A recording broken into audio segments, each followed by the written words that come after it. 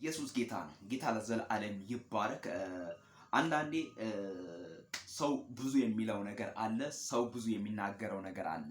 እኔ ግን እንዲህ እላለሁ፣ እግዚአብሔርን እገልጠዋለሁ፣ እግዚአብሔርን እሰብከዋለሁ፣ የእግዚአብሔርን ወንጌል እሰብከዋለሁ። ጠላት ዝም ይበል፣ ሰይጣን ዝም ይበል። ስለ እግዚአብሔር የምንናገረውን አናጣም፣ ስለ እግዚአብሔር የምናወራውን አናጣምና እግዚአብሔር አምላክ ካደረገልን፣ እግዚአብሔር አምላክ ከረዳን ነገር እንጀምራለን። ከዚቹ ከጤንነት እጀምራለሁ፣ እግዚአብሔር ስላደረገልኝ ለማመስገን ማለት።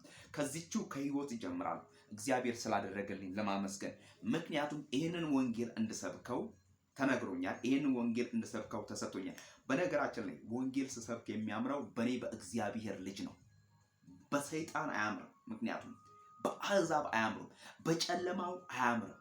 ምክንያቱም ከጨለማው ተነጥቆ ወደ ብርሃን ከመጣ በኋላ የእግዚአብሔርን ወንጌል ሲሰብክ ሊያምርበት ይችላል እንጂ በሰካራሙ አያምርም። ከስካሩ ተነጥቆ መጥቶ የእግዚአብሔርን ወንጌል ሲሰብክ ያምርበታል።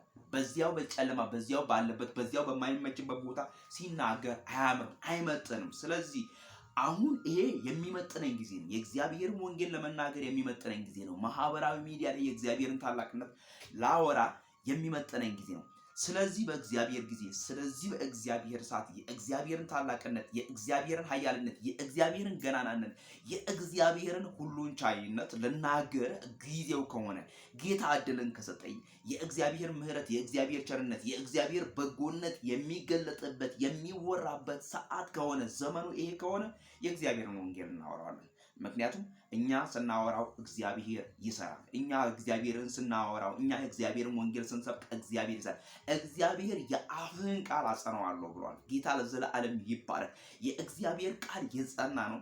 የአፉን ቃል የሚያጸና፣ የጻድቁን የአፉን ቃል የሚያጸና የእስራኤል ቅዱስ እግዚአብሔር በተቀደሰ መቅደሱ ላይ አለ። ስለዚህ ጨዋታ በሚመስል፣ ስለዚህ ቁም ነገር በሚመስል፣ ስለዚህ የሆነ ስብሰባ በሚመስል መካከል ሁሉ በተገኘበት አጋጣሚ የእግዚአብሔር ወንጌል ይሰበካል።